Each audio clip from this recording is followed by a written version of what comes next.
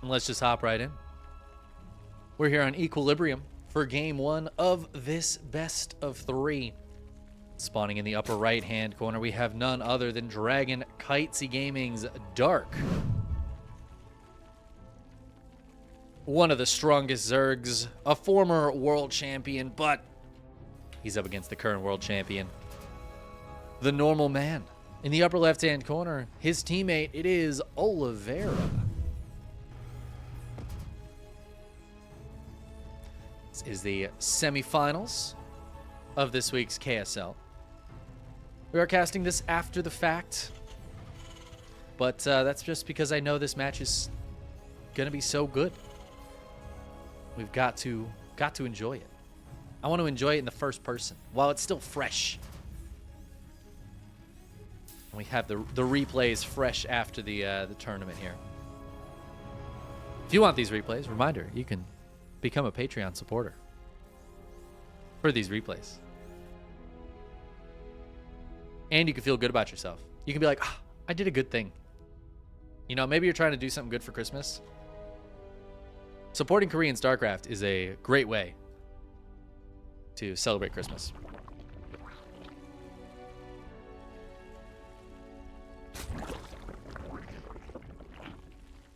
Which reminds me, I really want to put on a Christmas-themed tournament.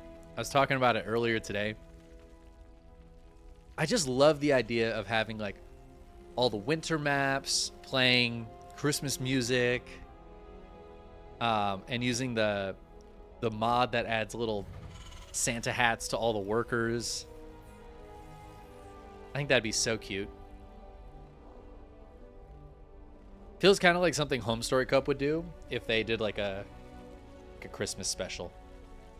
I could see them doing a really good one. But I also want a Christmas map, like a special Christmas map.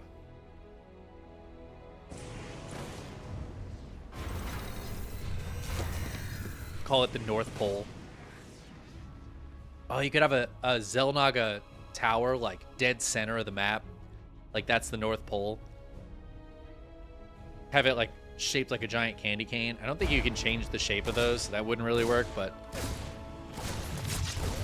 kind of makes sense. Maybe just a sign next to it that says North Pole. A South Pole map with penguins. I don't know about that. That sounds scary. Imagine how big penguins would be on this, like to scale. They would be so small. They'd be like the size of the mouse cursor. They'd be so little. You could have like thousands of them wandering around on the map in little droves. Oh my god, imagine the AoE splash on that. Terrible.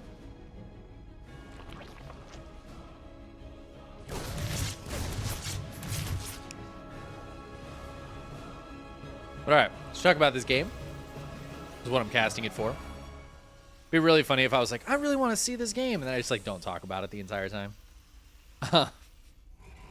Oliveira going for a quick 3cc and getting into some Cyclones. He wants to just be annoying with these fun, annoying units.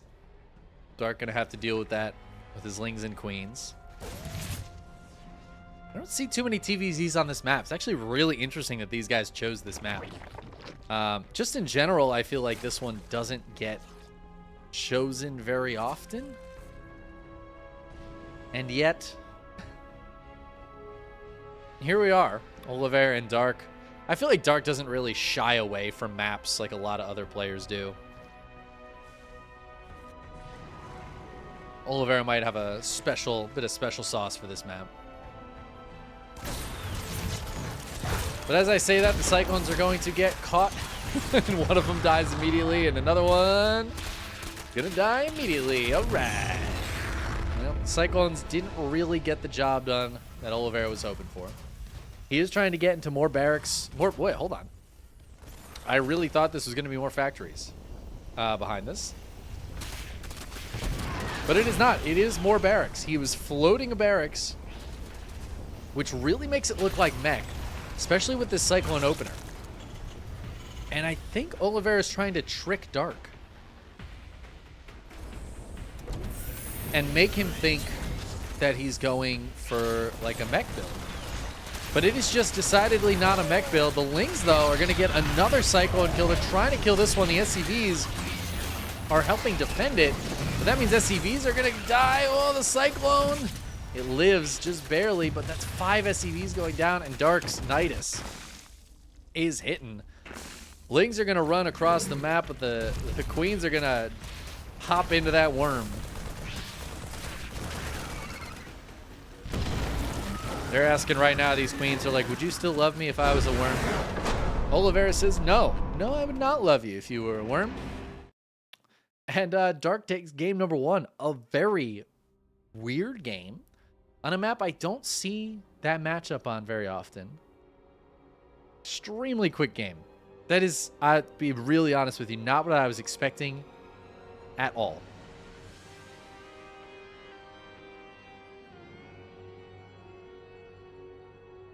The bracket does have spoilers right now.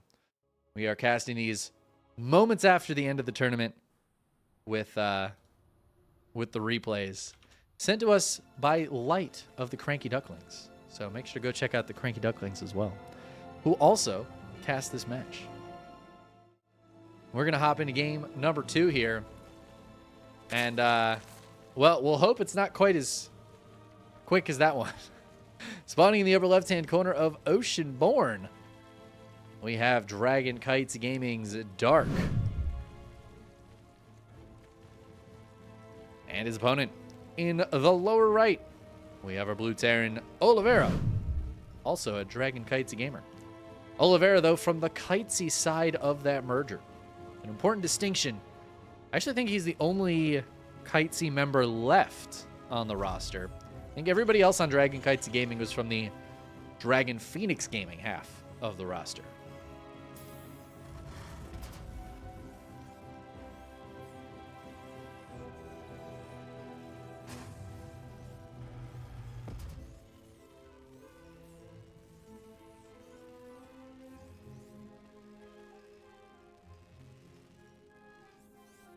Oliveira opening up with double racks on the low ground. The good old Beyond classic build.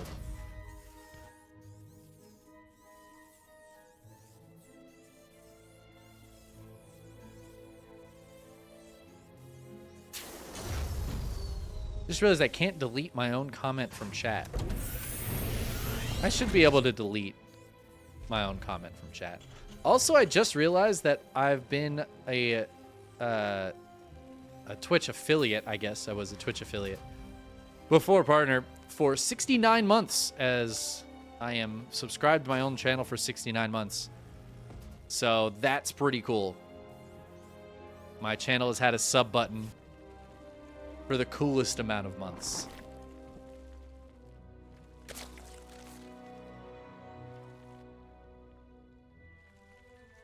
Shout out to that. We had Diesel resubbing earlier, who was a day 0 sub. Literally, not only subbed on day 1, but actually donated $5 the day before I got my sub button, because I didn't have my sub button yet. Which is just the ultimate amount of support. And still going as well. Spartacus, thank you so much for the raid. I hope you had a lovely stream. Oliveira's Reapers are hitting. They're hitting the field. They are hitting Dark. They're booping and bopping. I don't think they've really gotten too much damage so far. Just a single link. See how many Reapers he ends up building. He's going up to 4, it looks like. Oh, no, that's 5. It's going to be 5 Reapers. So he should be able to force a cancel on this base. Dark, I don't think he's going to bother trying to save it. I think he recognizes that this is going to be a kill. And it's usually better just to get the cancel. Can he do it? Can he do it?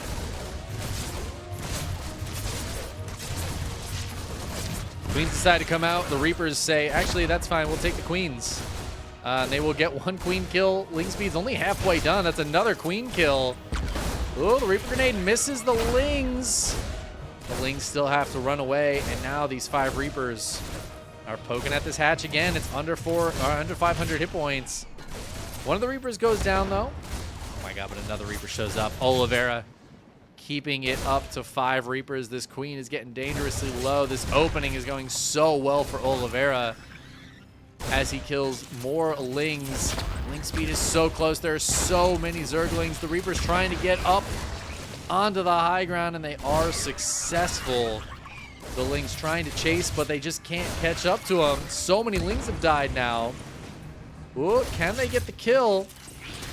The Reaper is just jumping up, jumping down. It's going to be another dead Queen. I think the Reapers will finally go down here. But man, they have gotten insane damage. Take a look at the trades after the Reapers go down. Yeah, 993 to 600, but I mean, that doesn't tell the whole story. 4 Queens going down. 15 drones could have been, or 15 Lings, excuse me, could have been 8 larvae.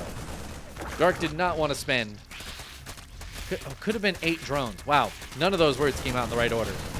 He did not want to spend the larva on Lings. And now these Lings counterattacking just aren't really going to get anything done. Not where Dark wants to be at this stage of the game. He's still okay. He's still droning up. His third base stayed alive, which is huge.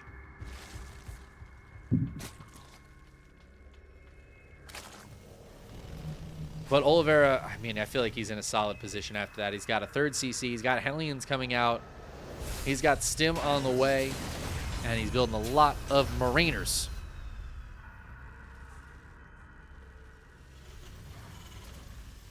That's an armoring. I knew those Hellions weren't a mistake. Yeah, Oliveira's going to try to hit with a big attack here and get some Hellbats and Stim Marines going. He's just going to try to kill Dark while Dark is droning and trying to maybe get some tech going. I mean, right now he's just trying to hit full 3-base saturation, and I assume he'll start up a lair fairly soon, but he is on Ling Queen. I'll tell you guys, Ling Queen does not deal with Stim Marine Hellbat particularly well.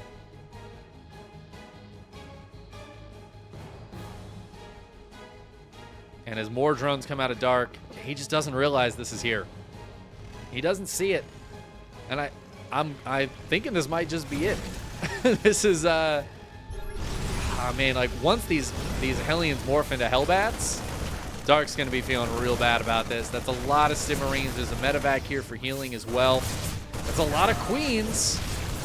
But the Marines deal with the Queens, and Dark, he just taps out immediately with that W button. George W. Good game. And, well, game 1 was a quick one for Dark. Game 2, a quick one for Oliveira.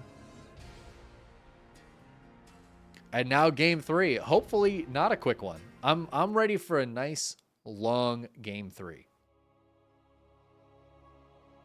Like a long, hard, throbbing, just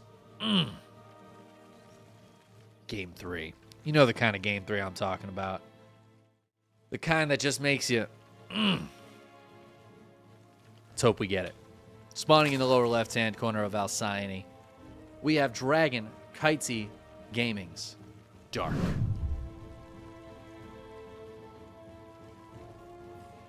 His opponent in the upper right-hand corner is, of course, his teammate Oliveira, current champion, reigning world champion.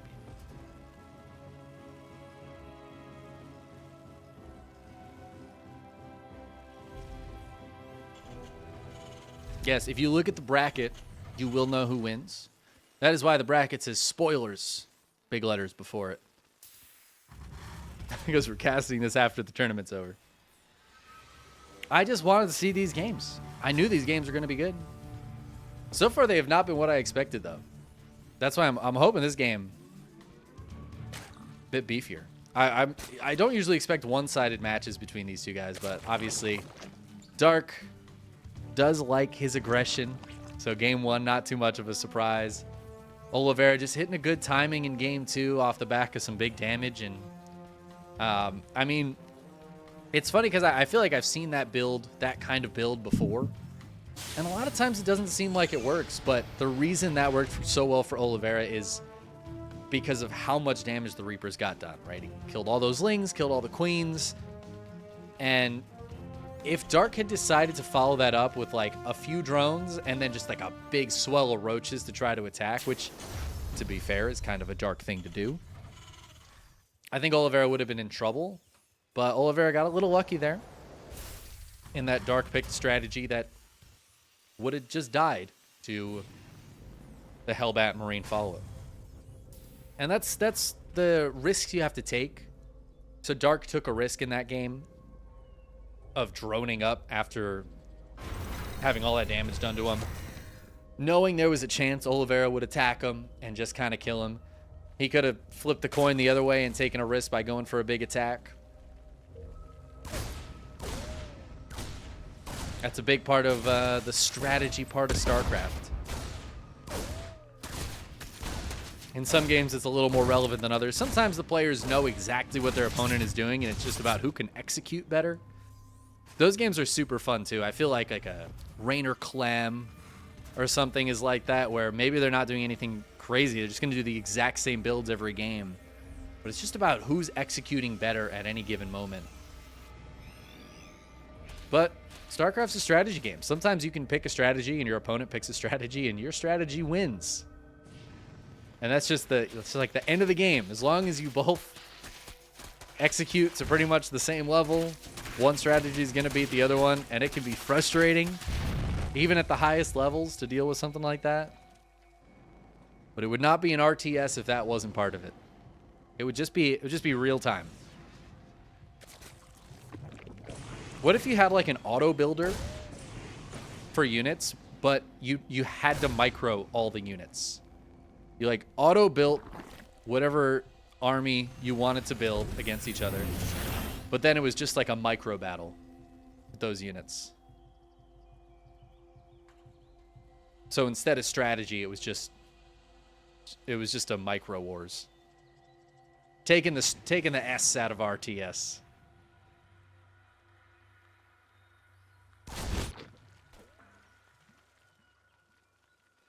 This game, though, looking pretty standard. Oliveira opening up with a 3cc, Hellion Banshee.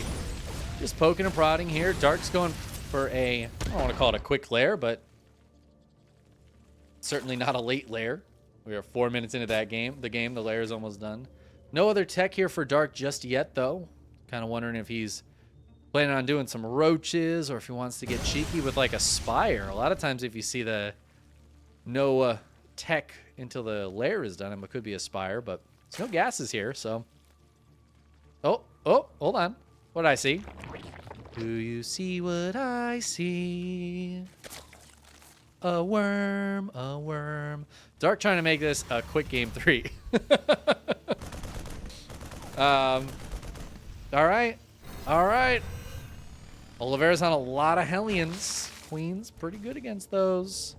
And I do not think Oliveira has any idea what's coming. He has not scouted that Nidus. I don't see Dark do like enough Niduses where I would expect this, honestly. It's kind of funny to see him throw this down. Of course, the Banshee's not going to be the best defenders against this either. I don't think. Yeah, no cloak or anything. It's just a single Banshee. Bunch of Lings coming out. Dark, he's a little supply block, so he's going to build a bunch of Overlords, but the Knight is going down in the corner of the main. Uh-oh. Oh, no. Oliveira, no. He can't see it. Our SCVs are under attack. And he can't build there. The Ling's going to get in the front. Oh, my God. The door is open. Oh, no. The humanity. Oliveira's got Zerg all up in his base. I think there was a campaign mission that looked like this. So many queens in here. The Hellions do come back. The Banshee is here. But how do you deal with this many queens? The Lings aren't really that much of a problem. Is a tank going to pop out soon? I mean, granted, Oliveira's on 3 bases too, so he just kind of has to hold. Easier said than done. He's going to siege up this tank. That will help deal with the queens quite a bit. They really can't get to that tank. It'll take them about 100 years. But the main base has to lift. Knight is trying to come up in the natural now for Dark, and he's really trying to push this. Queens and Lings popping out down there. The tank, though, continuing to shell away at these queens in the main base. Oh, the Banshee stays alive, just barely. The Lings get pushed away from the front of the wall.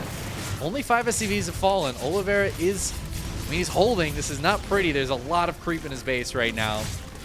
And behind this, Dark is starting to drone up. His lair is done, of course. His Roach Warren is done, so he can start to tech up a little bit.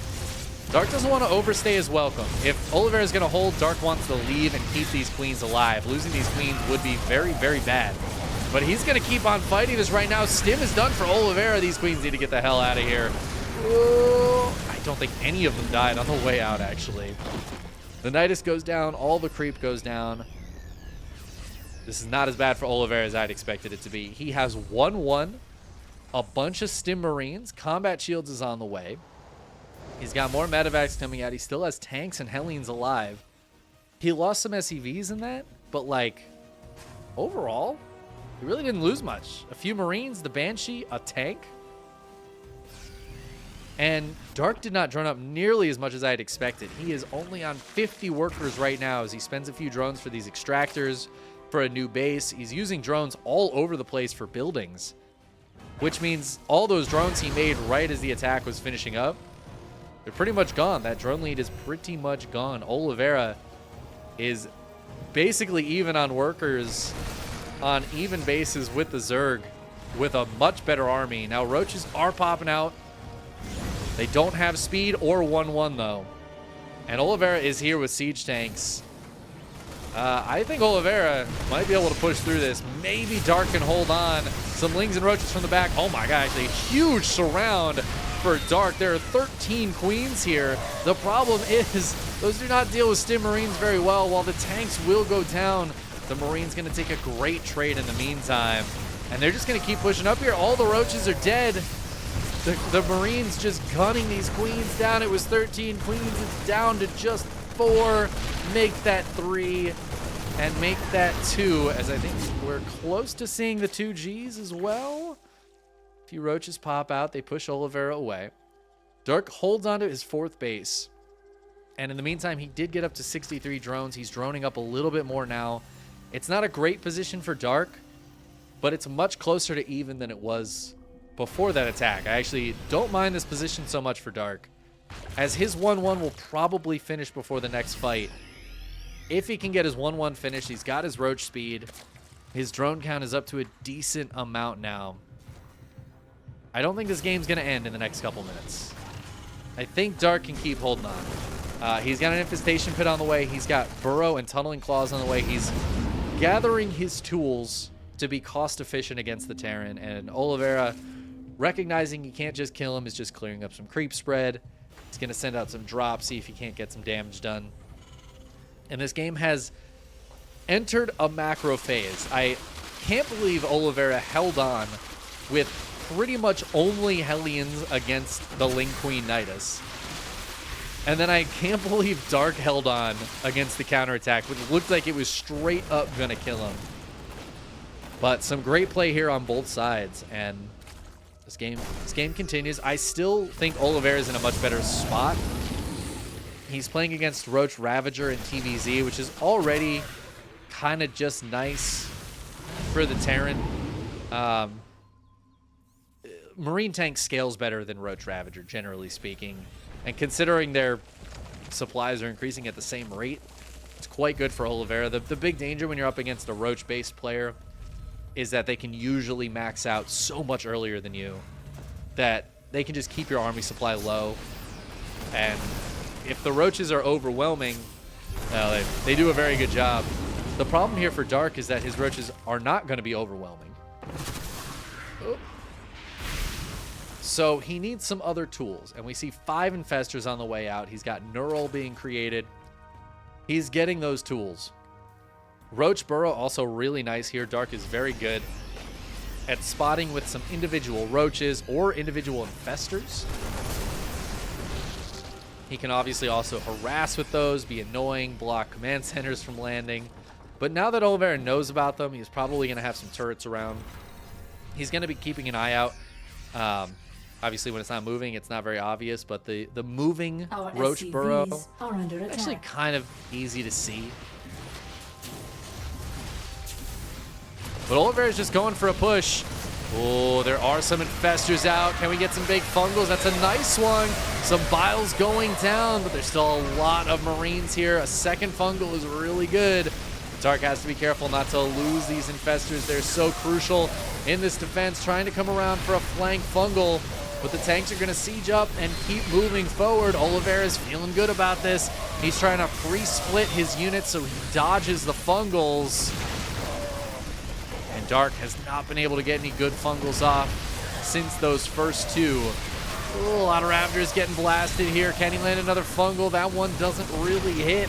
The bio is pushing through. Oliveira taking the supply lead a little bit here, as it looks like he's going to gun down this fourth. And that's a big problem for Dark, but even worse, his attempted fifth base is right there, split off from his army. He has to cancel it immediately. And Oliveira knocks Dark back down to 3 bases, while his fourth is already a planetary. He picks up the tanks and the medevacs, and he just gets the hell out of Dodge. Oh man, even using these units to keep Dark back a little bit more, targeting down a drone, killing another extractor. I mean, these are little things, but when you're ahead, it's just, I mean, you just get more ahead, right? That's the strat there. And works out great for Oliveira. Dark is a little bit ahead in supply, but don't let that fool you. He is down a base, down drones, and he's on Roach Rav. The infestors are the best thing here, but we've already seen Oliveira dealing with them so well.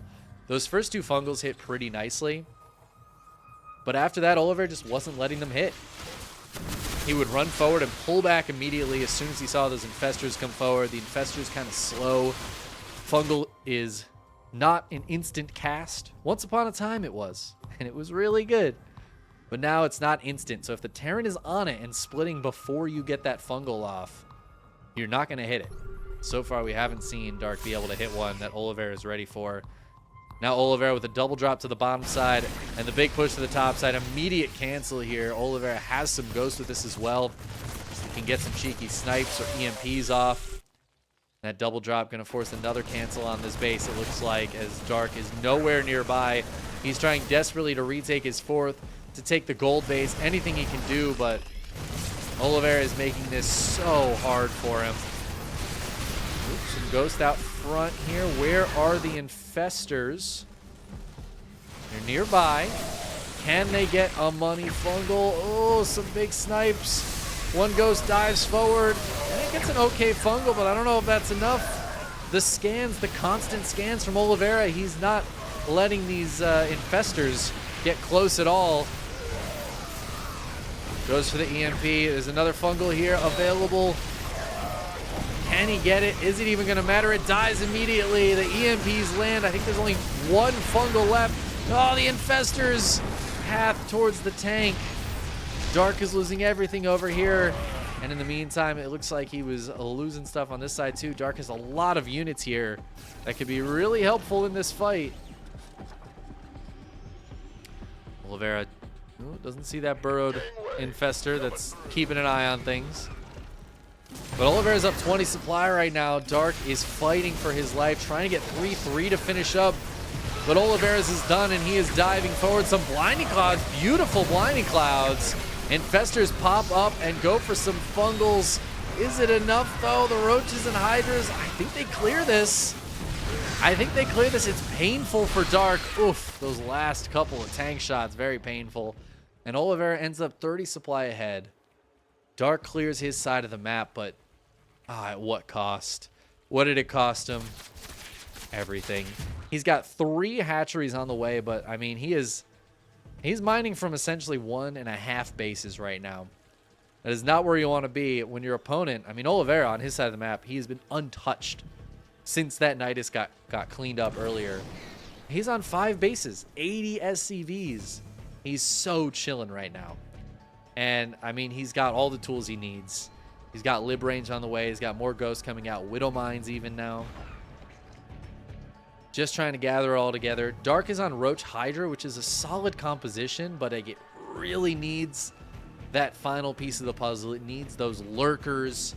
The infestors and vipers are so important, and there were infestors, there were vipers. They all died. They got sniped. They got EMP'd. They got blasted by tanks. And Oliveira is just, he's so far ahead.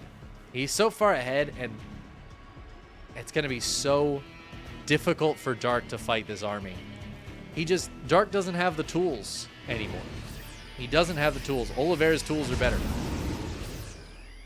And listen, as a kid, I watched Home Improvement, okay? Tim the Tool Man Taylor, he taught me about the tools. And I know my tools when I see them. And while there's no Protoss in this game, and as we know, the Protoss are always the tools, Oliveira's got some big tools. He's got a big tool. It's a lot of ghosts, and he is pushing this back right now. He's even got a Widow Mine drop coming in the bottom side while he pushes on the front. It's a nice fungal from Dark. As a few more of those infestors come out. The Ghost's just going to run away. He knows those are the most important thing here. But already some drones going down, some more trades happening. The Widow Mines come in. Honestly, great splits here from Dark, but still 13 drones going down at a time when Dark can't afford to lose a single drone. And Oliveira is still here. He's going to scan forward. He tries to stim the Marines forward, and it's literally just one. Oliveira does have to be a little bit careful. My God, he's killed 20 drones. This base, he's got nothing. I mean, Dark is running on fumes here. He's running on fumes, running on empty, Jackson Brown might have said.